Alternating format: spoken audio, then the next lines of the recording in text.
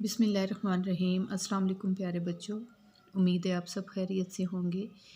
باب پنجم میں آج ہم جس ٹاپک کی ایکسرسائز کریں گے وہ ہے موسم اور آب و ہوا، ویدر اینڈ کلائمیٹ۔ پاکستان کے پہاڑی اور میدانی علاقوں کے موسم میں کیا فرق ہے؟ پاکستان کے پہاڑی علاقوں میں شدید سردی اور برف باری ہوتی ہے اور میدانی علاقوں میں شدید گرمی ہوتی ہے۔ درجہ حرارت ناپنے کے لیے کس آلے کا استعمال کیا جاتا ہے؟ درجہ حرارت ناپنے کے لیے تھرمامیٹر کا استعمال کیا جاتا ہے۔ دیے گئے سوالات کے مختصر جواب لکھیں۔ موسم کسے کہتے ہیں؟ کسی خاص جگہ اور وقت میں ارد گرد کے ماحول کی کیفیت کو موسم کہتے ہیں۔ آب و ہوا سے کیا مراد ہے؟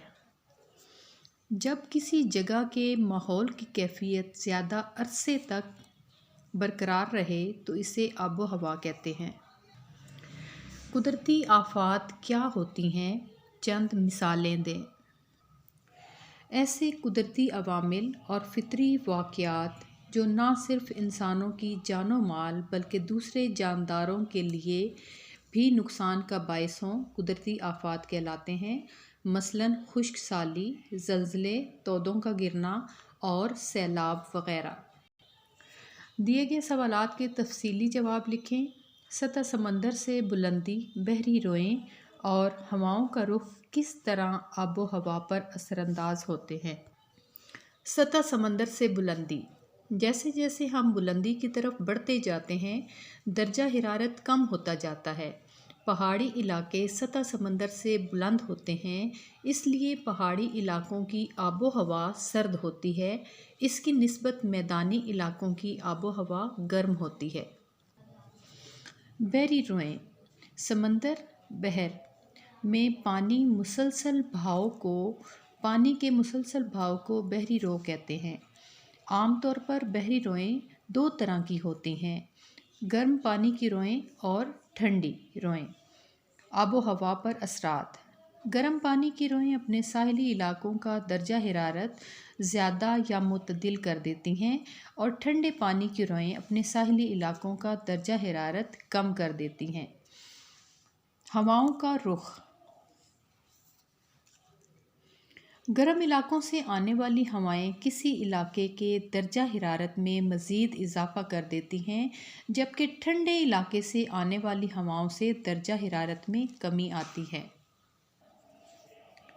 گلوبل وارمنگ سے کیا مراد ہے؟ اس کے چند اثرات لکھیں۔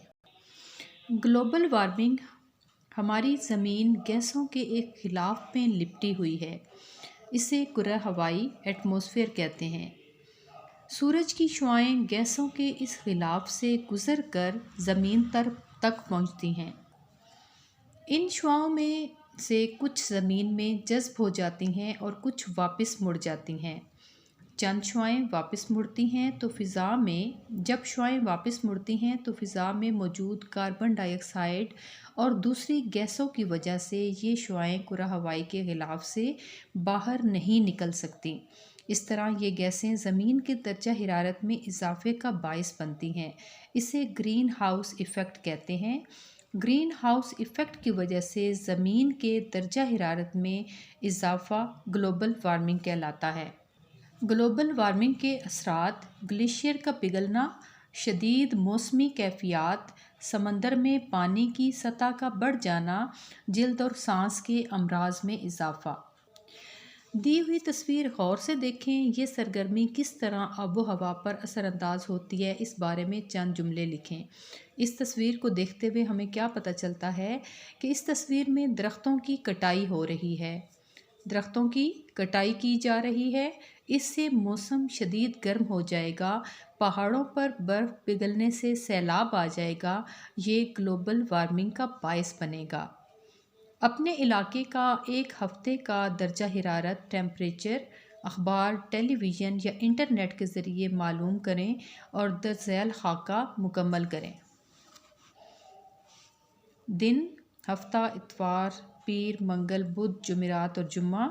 تاریخ کیا ہے؟ 14، 15، 16، 17، 18, 19 اور 20 اور درجہ حرارت ہفتے کا دن 14 تاریخ کو 10 ڈگری سینٹی گریڈ، اسی طرح سے 9 ڈگری، 6 ڈگری، 7 ڈگری، 9 ڈگری، 10 اور پھر 10 ڈگری سینٹی گریڈ۔